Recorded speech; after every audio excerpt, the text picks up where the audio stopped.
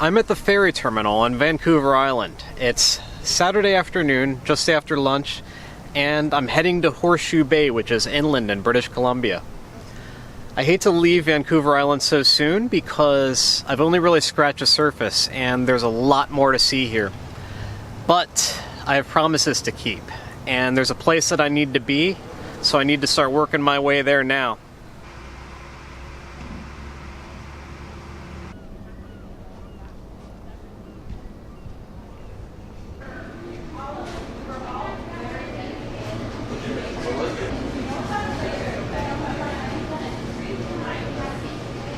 I can't find any Cheez-Its in Canada. I'll manage, but it's disappointing.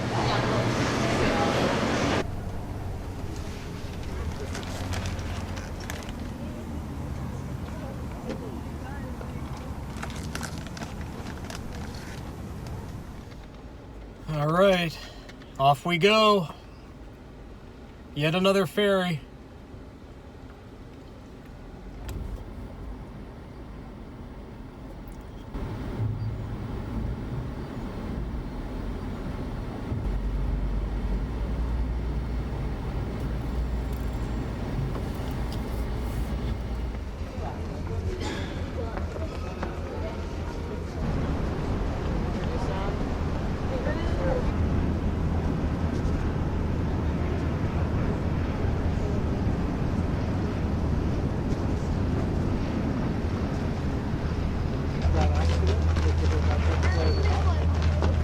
So please take care and use handrails, and watch for high door sills.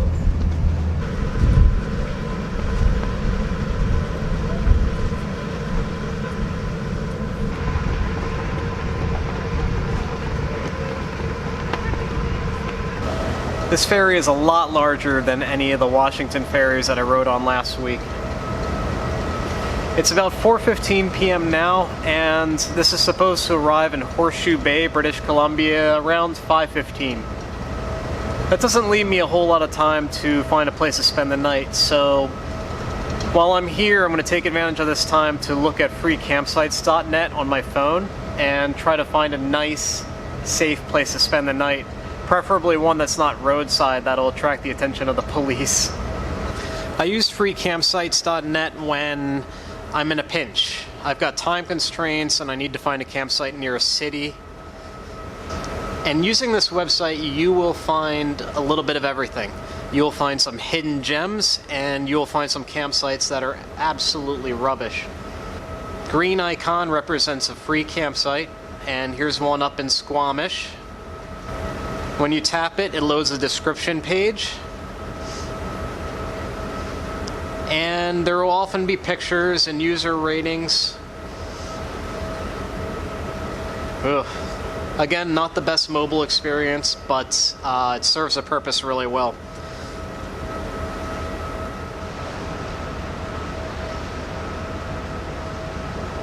British Columbia.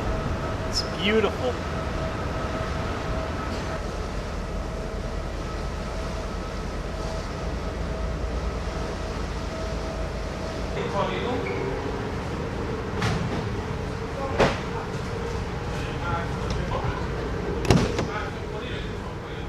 First stop, gas station, and then looks like northbound on Route 99 to I don't know where yet.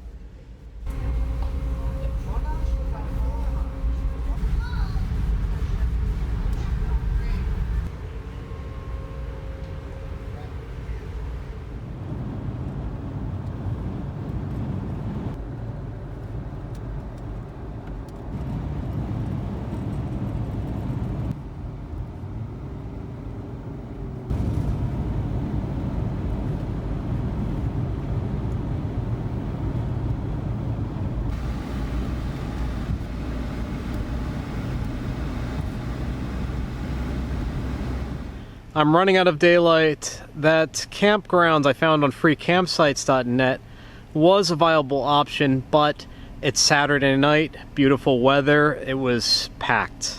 But I'm exploring the surrounding areas, and hopefully I'll find a safe, comfortable, charming place to camp sometime really quickly.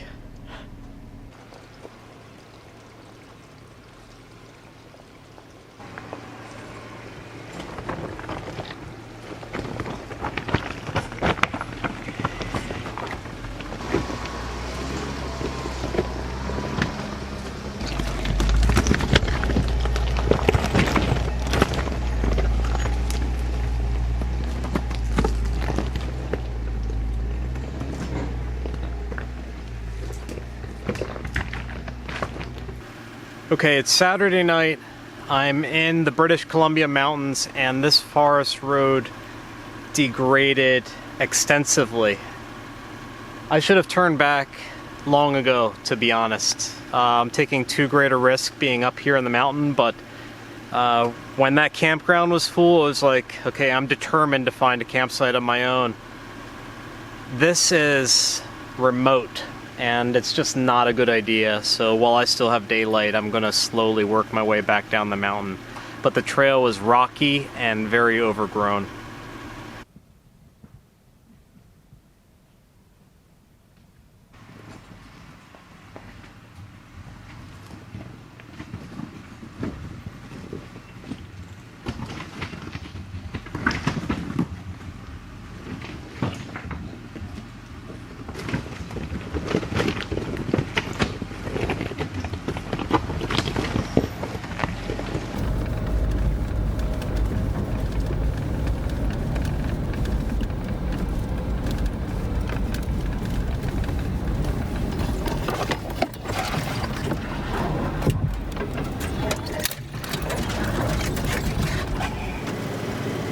The Jeep is starting to look like a barn find.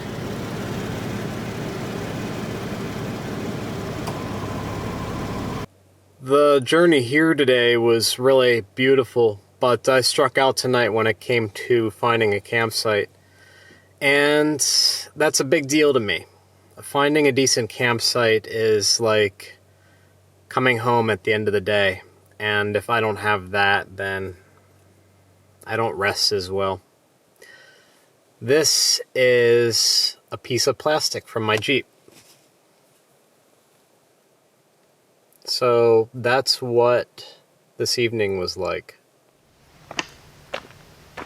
It's Sunday morning, and I slept really well once I finally got the Jeep all leveled out. Folks have asked, why do you put rocks under your tires when you get to camp? And that's exactly why. If your vehicle is your sleeping platform, you want your bed to be level. Helps you get a sound sleep. Okay, I'm gonna keep pressing onward. Needless to say, I am not inspired by my current location, so I'm gonna keep pushing north.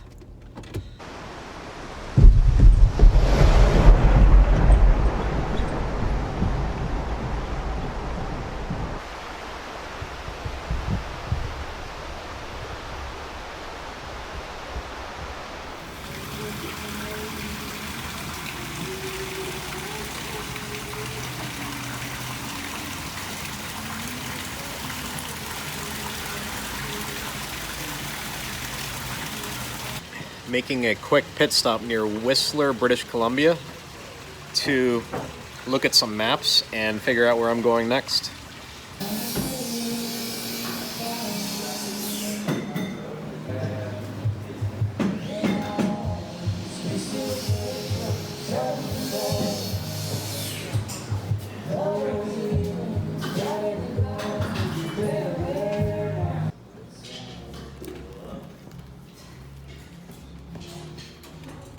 That coffee shop was almost too much. It felt like I was actually inside Instagram. But you know, as cliched as that vibe is, it doesn't fail to inspire. I will unabashedly admit that I dig that sort of thing. Van life, the idealism, the romanticism. Although I'm probably not going to go longboarding down the middle of the road in Monument Valley, wrapped in fairy lights while doing tree pose. Wow, it sounds dangerous.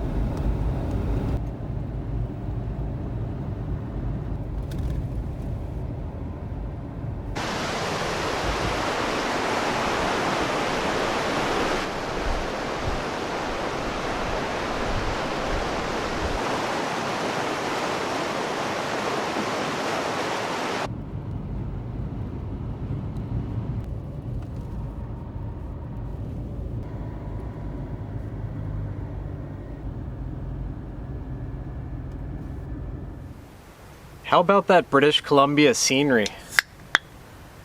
I don't have words for it. You've heard them all before. Phenomenal, extraordinary, amazing. I'm at Seton Lake Campground near Lillooet, British Columbia. I decided to dial it back a little bit today after last night's adventure, just to recuperate, recharge a little bit, make myself a sandwich that I burnt while looking up the pronunciation of Lillooet.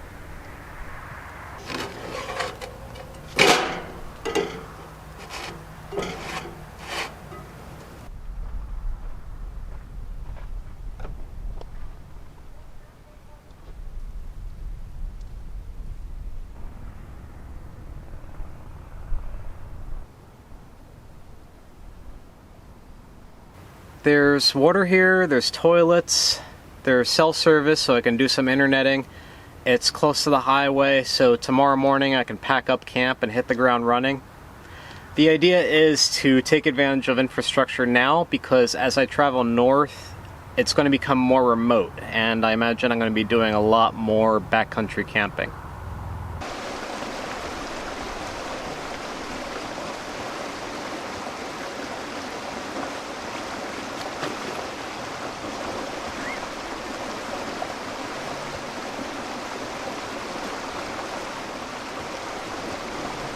Oh, 95 degrees out, it's still very cold.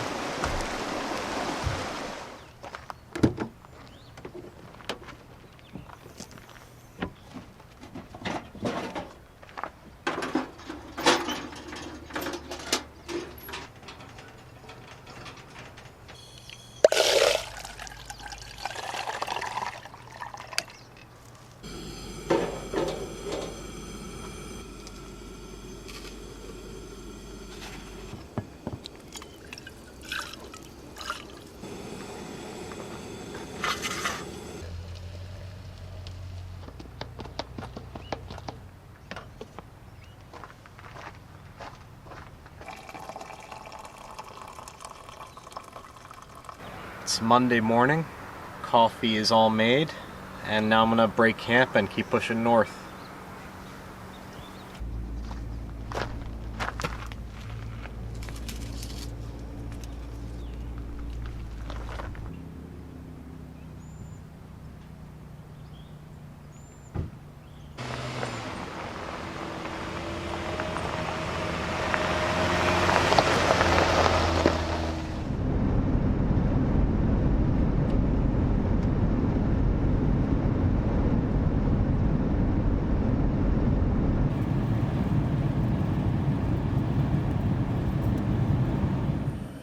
I'm in Fraser, British Columbia, fueling up, and on the horizon to the south there is just a huge reddish-orange plume of smoke. Checking the BC Wildfire Service website, they display a map that shows the hotspots, and sure enough, right near here, it says this is the Shovel Lake Fire.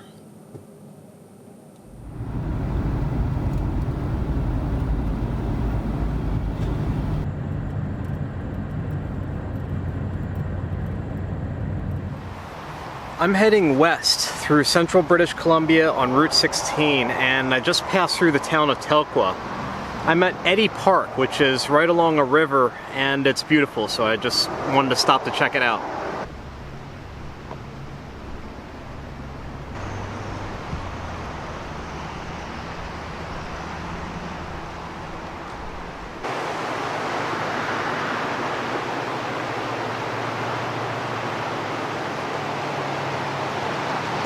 I might have mentioned this before very briefly, but the reason why I'm moving so fast through British Columbia is because when Cole flew out of Seattle a couple weeks ago, I knew that it would just be a few short weeks until I saw him again.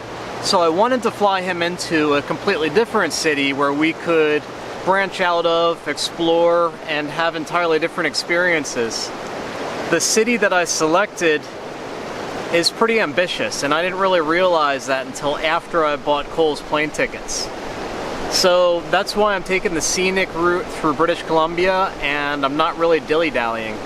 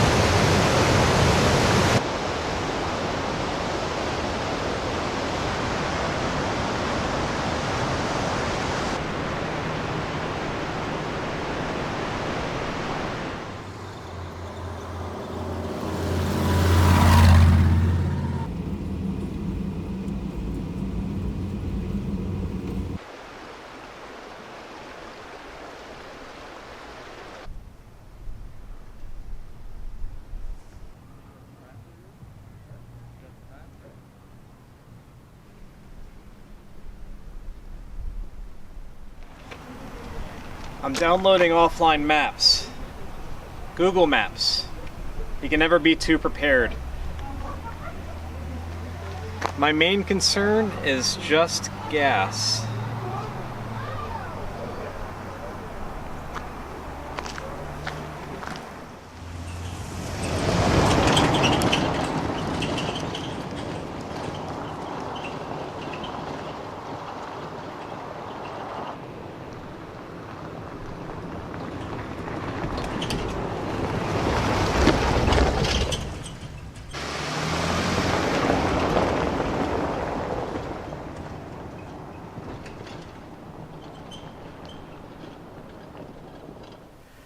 I got really lucky with a campsite tonight. This is Derrick Lake, and it's a recreation area off of Route 37 that I found on my way to the Alaska Highway. But on my topographical map, I saw the lake. It has a little island in the center of it, so I thought, okay, I'll go up there and check it out. Maybe there's a clear spot.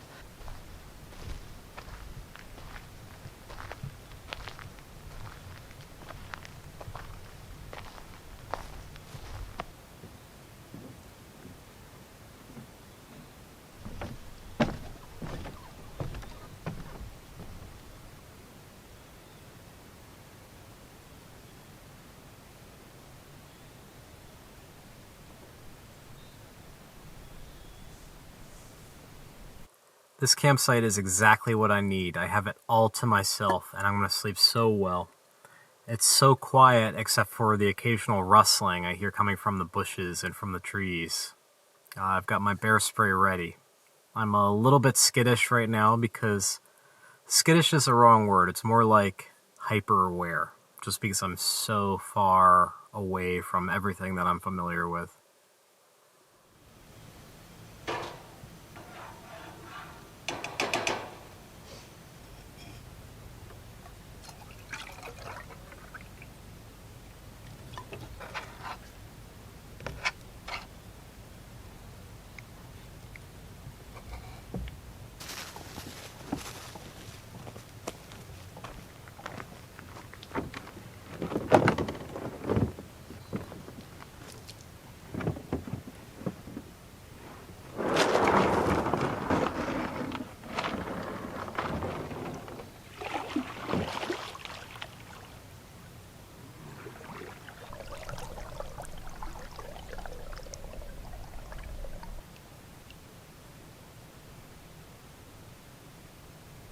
There was no way that I was going to leave this campsite without doing some kayaking first. I've been paddling around the lake, scanning the shores for wildlife, and I haven't seen anything except for a couple of beavers. It is so unimaginably serene and peaceful and quiet. There's no bugs. This is heavenly.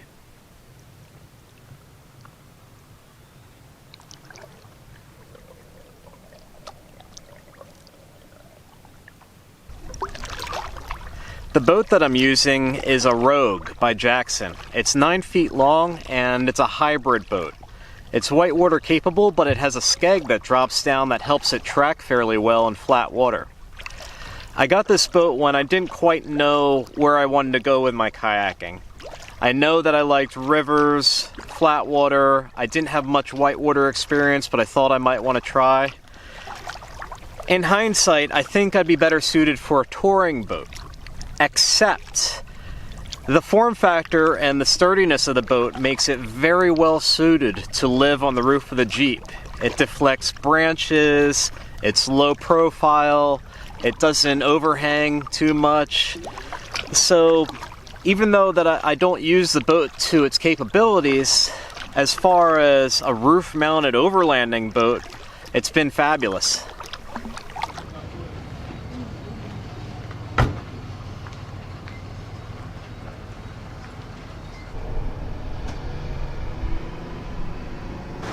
I'm at Mesiadin Junction.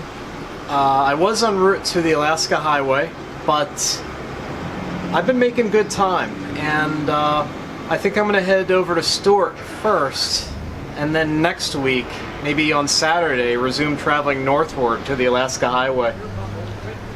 I don't know why I had this change of heart, because I was dead set on making it north, but I think I need to slow down a little.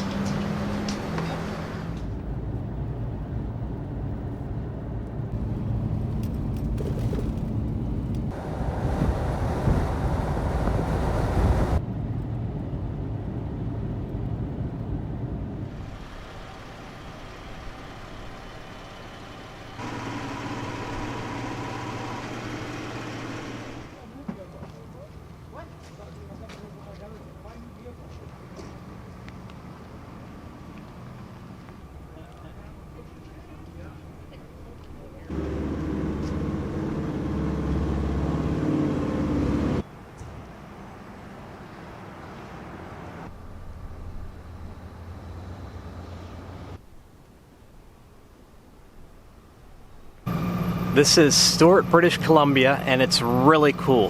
My thinking is I'm going to camp here for the next couple nights, and I'll publish my video from Stewart, although it's going to be a little bit challenging come Friday because the internet access is fairly limited. So I'm going to do my best, but that's weighing heavily on my mind right now.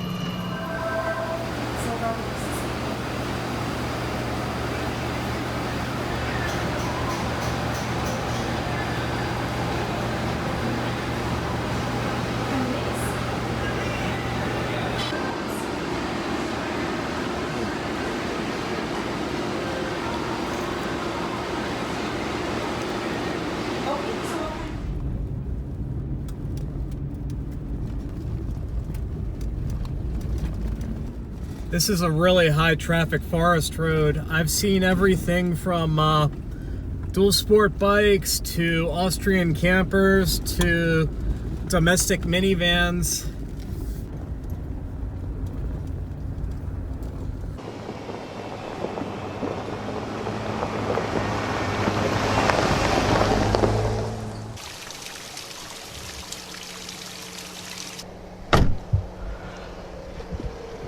Wow, okay. This road looks extraordinarily sketchy.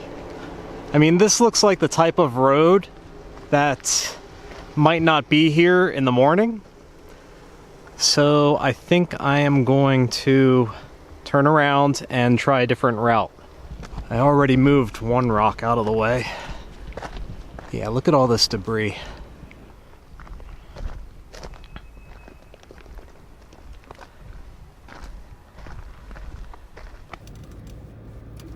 Here we go. This looks a little bit better.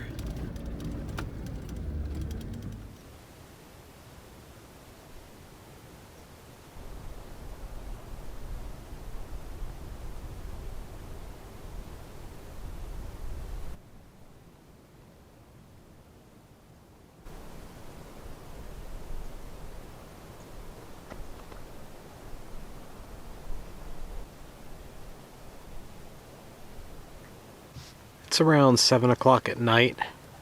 I'm at the Salmon Glacier overlook, which is really amazing. I was on logging roads, or rather mining roads, trying to find a campsite, but I struck out. It was a little bit frustrating. I was driving all around, got to no trespassing signs, and then just more sketchy bulldozed roadways. So I came back down to the main stretch, and I hope that I find someplace else really soon. There's a road down there that looks like it might go to the base of the glacier. It might be a place to camp.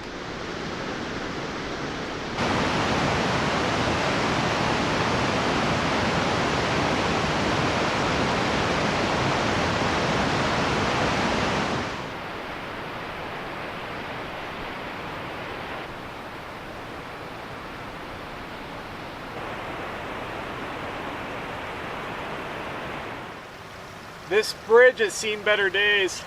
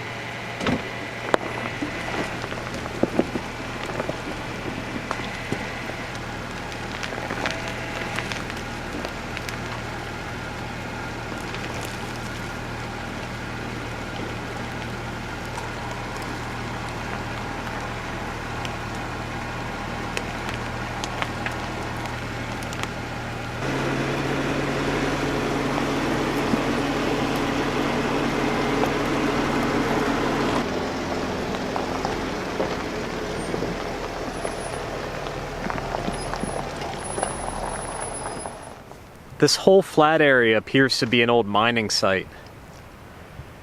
This will work nicely. I'm glad that I didn't find a campsite up on the mountain because this is better protected from the elements, not the mosquitoes, and I certainly have a fantastic view of the glacier.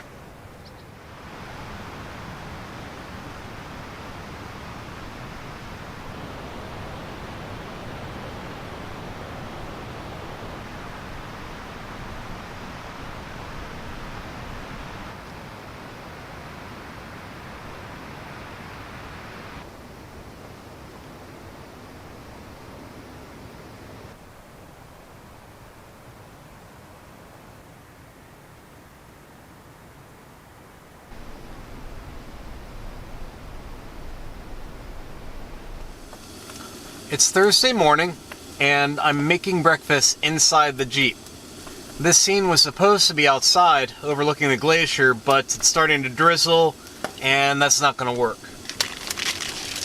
I'm going to spend the majority of today here at my campsite working on this episode.